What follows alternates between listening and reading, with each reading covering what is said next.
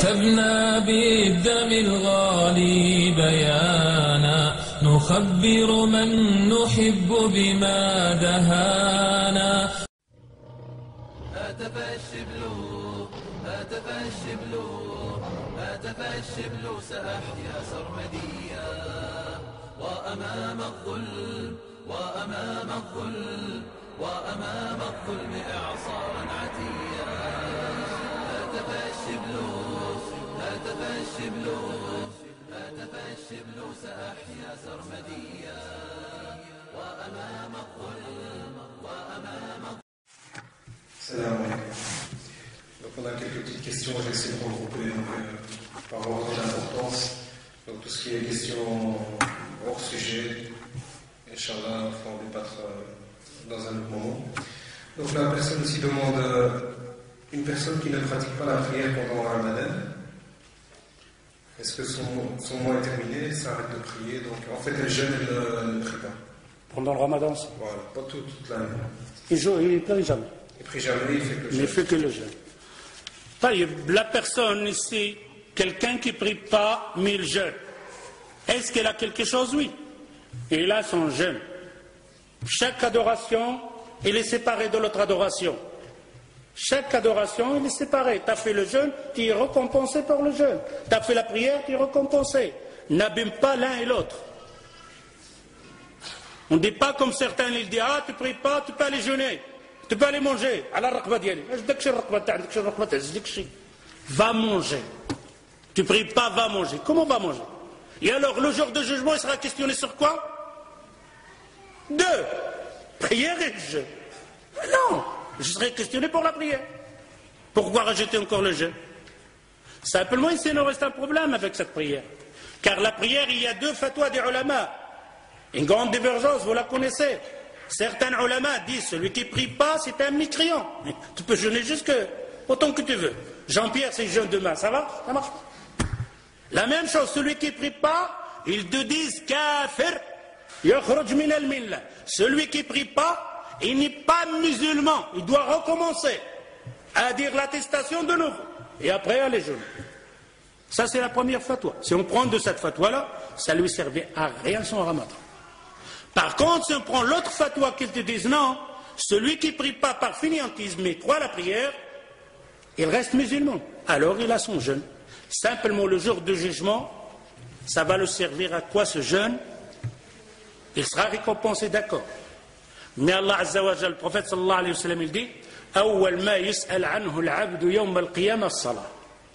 La première chose qu'Allah te questionnera, c'est la prière. Il ne va pas commencer par le jeûne ou pèlerinage. La prière. Si la prière elle est bonne, tout le reste va être bon. Si la prière elle est mauvaise, tout le reste est mauvais. Alors il n'y a pas de prière du tout, alors tu vois déjà la réponse. Alors on dit à celui qui jeûne et qui ne prie pas, même si on prend le fatwa de dire que celui-là, de ulama qui disait les musulmans, mais tu es en grand danger. Non. Salam alaikum. Je ne comprends jamais rien à la confusion qui règne pour le début et la fin de la Ramadan. Certains commencent un jour avant, d'autres le milieu, d'autres un jour après. Quel est l'avis le plus juste? Ça, je dois faire carrément un dars, c'est ça le problème. L'éloignement de l'islam et faire rentrer dans le din cette fausse politique, la siyasa, c'est ce qui fait ce genre de problème au début du Ramadan et à la fin du Ramadan. Alors on a trois choses. On a le madhab qui parle de ikhtilaf al-matali'. Ça existait dans le temps des compagnons du prophète sallallahu alayhi wa sallam. Ikhtilaf al-matali', les ulama qui disent que chaque pays a sa vue spéciale, c'est-à-dire son croissant. C'est-à-dire chaque pays doit regarder son croissant. Dans le temps, c'était comme ça. Car par exemple, c'est dans le temps. L'Arabie Saoudite voit le croissant, il ne va pas arriver, l'événement ne va pas arriver au Maroc directement, il faut un mois avant que ça arrive.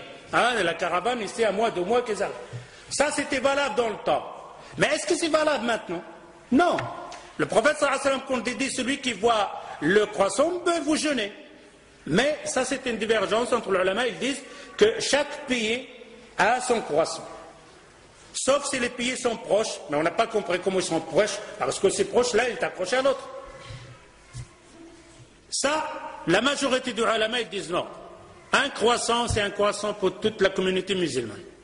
Alors après, on a un autre problème. Le problème, donc le croissant, comme on l'a fait rentrer dans la politique, et ce croissant, le pauvre, il doit avoir aussi le passeport, le visa pour passer. Vous voyez déjà le croissant, il est en Algérie, mais il n'est pas encore arrivé au Maroc.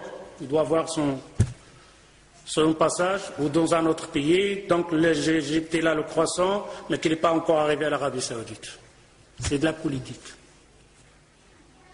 Et là, on a un autre problème, qu'il y a des mensonges, des pays qui disent j'ai vu le croissant et qui n'ont pas vu le croissant, simplement pour dire que j'ai le premier qui a vu que les autres vont me suivre. Et ça, on l'a vu en 95. Un pays qui a dit qu'il a vu le croissant et après il y a une éclipse. Un pays, il dit j'ai vu le croissant, après il y a une éclipse. C'est-à-dire la lune, elle fait marche arrière, il est revenu en arrière. Car l'éclipse, avant, là, le soleil est là, ça c'est l'éclipse. Et après on voit quoi? Le croissant. Pour qu'il y ait une autre éclipse, il faut attendre un mois. Mais comment tu as vu le croissant? Eh mais nous, il y a une éclipse. C'était un mensonge.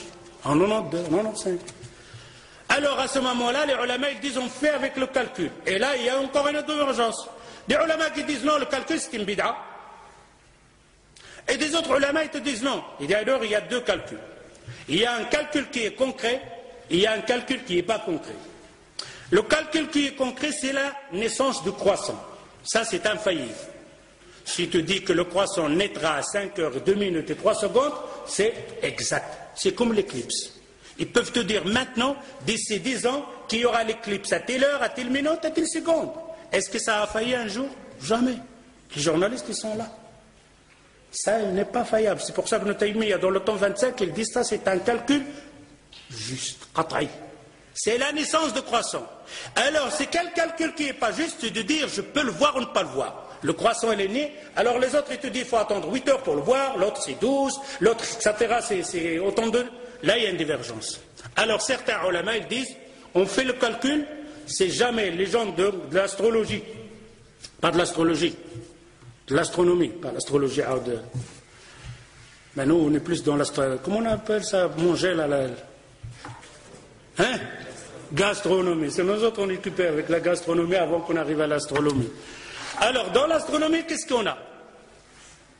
Ils te disent, les savants te disent que le croissant, elle naîtra à telle heure. Si jamais quelqu'un vient nous dire, je l'ai vu, on va dire à ce pays, tu mens. Mais on va faire avec la vue. C'est pour ça qu'il y a la divergence. Par exemple, l'Arabie Saoudite fait avec son croissant. Dès qu'il voit le croissant, il le dit. Mais il ne va pas faire avec le croissant de Saoudi ou quoi que ce soit. Le Maroc, la même chose. Sauf la Libye fait avec le calcul. C'est pour ça la Libye, elle sait quand il va faire, pourquoi il fait avec le calcul.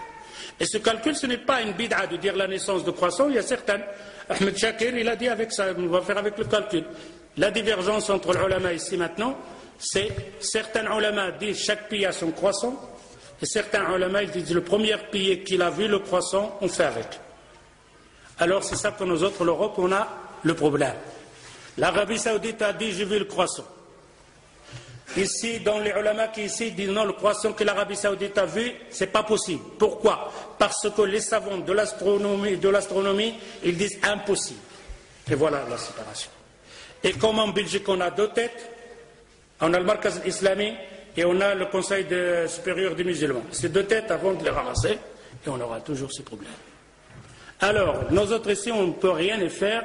Cette divergence et ce problème restera tant que ces deux têtes, c'est-à-dire le Markaz islami et le Conseil supérieur des musulmans, ne se mettent pas d'accord de mettre quelque chose. Maintenant, je crois qu'ils sont un peu d'accord avec tous les trucs là, espérant qu'à partir de maintenant, on aura moins de problèmes. Non, voilà cette divergence, mais on ne peut pas régler cette divergence. Cette divergence doit être réglée par les États, pas par nous ici à la mosquée ou quoi que ce soit. Salam alaikum. Donc là, j'ai regroupé quelques questions. En gros, ça ressort, est-ce qu'une femme, c'est bien qu'elle aille à la mosquée le mois de Ramadan et surtout l'Aïd al-Qadr? Alors, la femme pour la mosquée, il faut avoir deux choses. On a le prophète sallallahu alayhi wa sallam, il dit la prière de la femme chez elle, elle est mieux que sa prière à la mosquée. Comment on comprend le hadith? Le hadith est simple. Le prophète, il dit à la femme, si tu pries chez toi, c'est mieux que d'aller à la mosquée. On comprend que la femme doit prier chez elle. Mais c'est là parfois on voit certains hommes qui sont un peu crampants là, c'est ah le prophète il a dit tu pries chez toi à la maison, c'est mieux. Ou surtout si jamais il arrive à la maison avec son fils et son petit bébé et qu'il gueule, il crie, il pleure, alors priez chez vous à la maison. Qui t'a dit ça? Le prophète sallallahu alayhi wa sallam dit dans un autre hadith, n'empêchez pas les femmes s'ils veulent aller prier à la mosquée. Deux hadiths. Oh toi la femme, je te prie chez toi, c'est mieux. Oh vous les hommes, ne dites jamais à la femme s'il veut à la mosquée de l'interdire. Deux choses. D'ailleurs, Abdullah ibn Omar, quand il a dit à son fils, il parlait un jour comme ça, et dès le prophète, il a dit, n'empêchez pas les femmes d'aller à la mosquée. Et son fils Bilal, il dit, Wallahi l'amna anna. Ah, moi, je vais empêcher ma femme. Ils vont là pour discuter par là. Abdullah ibn Omar, il a frappé son fils aux poitrines, tellement il était fâché. Il dit, Aqulu qala Rasulullah, la tamna'a ama illa, wa taqul la amna anna. Je te dis, le prophète, il dit, n'empêchez pas, toi, tu dis, je vais empêcher. Il ne lui a pas parlé. Pourquoi? Parce que tu entends la parole du prophète, n'empêchez pas. Alors tout homme empêche sa femme d'aller à la mosquée, il commet un péché. Sauf s'il a une raison valable, sharaïa, un danger. Mais comme ça, simplement parce qu'il y a l'autre hadith, le prophète, il a dit ce hadith. Oui ou non? Le prophète, il a dit que les femmes doivent... Le prophète lui-même, il nous dit, parfois je rentre dans la prière et j'ai l'intention de prolonger la prière. C'est-à-dire de lire avec des longues sourates. Il dit, mais pendant la prière, j'entends un bébé pleurer. Alors je précipite, je raccourcis un peu la lecture pour libérer la maman à son fils. Rahma. Regardez ce prophète. Regardez cet islam. Imaginez que le prophète, il est devant Allah Azza wa Jal, il prie, il se prosterne, mais il attend les larmes d'un bébé. Il se dépêche pour libérer car il sent le cœur de la femme se déchirer. Il n'a pas dit, oh la femme, pourquoi tu viens ici à la mosquée? Non. Il raccourcit la prière, il se dépêche de la prière, mais la femme vient de prier avec son fils. Nous les hommes, c'est à l'envers. Un jour, je donnais un dars, et alors il y avait les femmes, quel dars vont rester à la maison? Qu'est-ce que...